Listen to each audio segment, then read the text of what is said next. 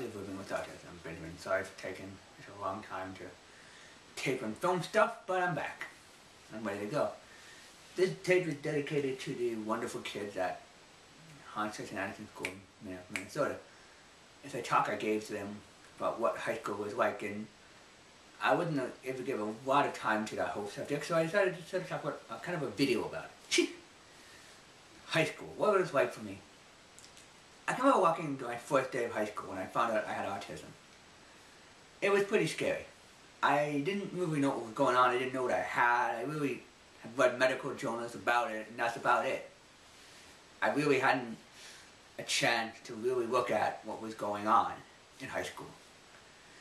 And for me, high school was one of those intensely, very busy places because my high school was really big. And it took me a long time to figure out what everything was, and then I had to move classrooms, and the first time I was in high school I was in a library. You know, and it was a very busy time for me, very noisy and a lot of things going on at one time, and very intense. Somehow I survived. I made it through, and I don't know if I buried my emotions, whatever it was. It was really tough to go, you know, being in the library because you know, it's quiet, you could do stuff, but we weren't really in our own classroom until my second and third year of school. And then we had our own classroom, which was really nice because I could go to a place to relax. You know, then something called life skills class for some of my classes, but I was mainstream mostly. Mainstream math classes were actually the hardest for me because math is not my subject very well. I'm not very good at it, but a lot of my friends were, so it was really helpful. But the high level math of algebra and geometry and all that stuff, I don't understand to this day why you need it, but we do. And politics was more my thing in high school. I understood that. I struggled with making friends, but I made them. I wouldn't say a lot of them are my best friend today, but I see them once in a while, and you know, I tried really hard to fit in to that crowd of people in high school. You know, fit into that whole genre of what I was in high school. Like, I had to fit into this crowd. My students people in high school today don't know how to fit in. Just be yourself. It's really awkward with autism in high school because you're going through the puberty and hormones, and everybody else is too. Yeah, I got made fun of a lot. You know, I had a lot of bully situations, but I had a lot of good friends of mine who told me to defend me. I had teachers who stood up, go talk about their things to people. I had a friend of mine who didn't talk about it and got hurt until nobody knew about it until the last minute. Things happen. You gotta tell people. People are there to help you. It is scary, you know, but, you know, bullying in high school is not easy. You gotta understand, those kids, they're going through the same thing we're going through.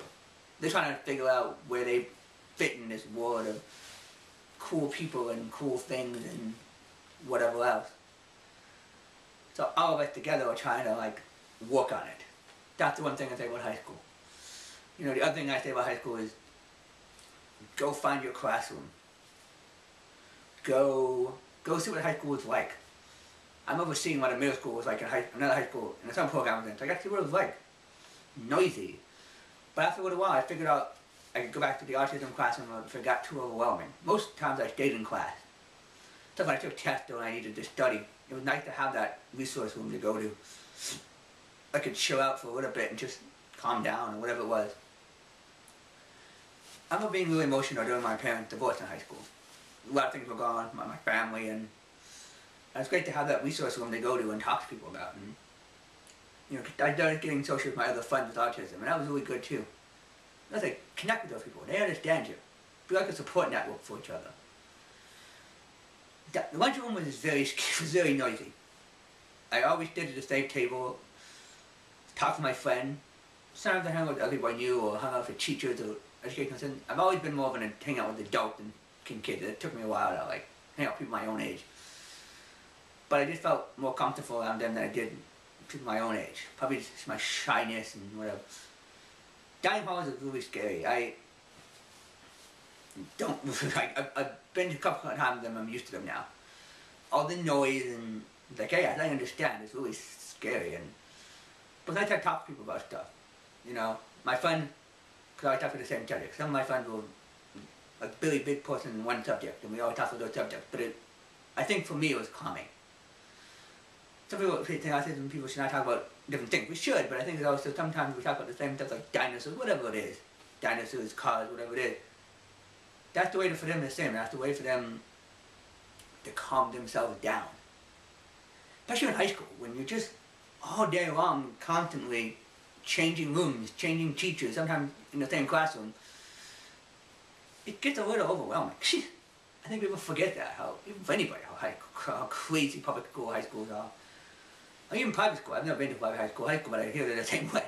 You know, really like all over the map. You know, and also, I'm proud that I graduated from high school and went on to college. It made me feel proud. And that's the one thing I wanted to share with the 8th graders, is 7th and 8th graders who are going, 8th grade next year, are going to 9th grade to any high school in America. There's hope out there, guys and girls, and you'll be fine. Just tap in to find those teachers. It's going to be really scary that first day of school. It's going to be a little nerve-wracking. And my message to those people who are graduating, because a lot of people are graduating now from high school and autism, whatever you do, college, the next step of transition program, whatever it is, it's going to be okay. I'm one of the positive hopes that you can make the change in your life and do good. We need those kind of workers, those skilled workers who know stuff, you know. Whatever you do, like coming to college, you're going to be really good and be proud of what you did. You graduated something. You got a diploma. There's a lot of kids in a lot of countries in autism who don't have anything.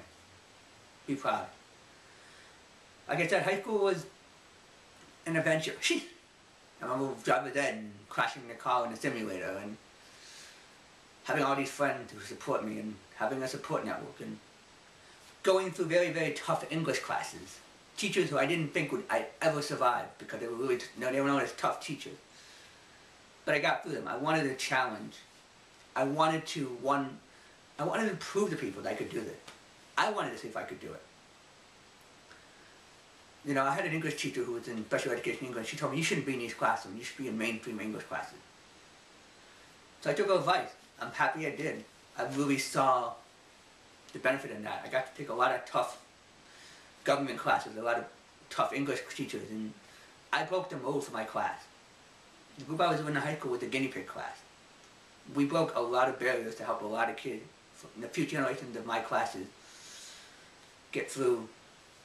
You know, I'm very grateful for my teacher, Mr. Peterson. I'm very grateful for all those people in the autism program in Minneapolis Public Schools for teaching me and guiding me through this great maze of confusion and whatever, but we got through it together, and I graduated. You know, without their help, without that autism resource room, I think I'd been lost in high school.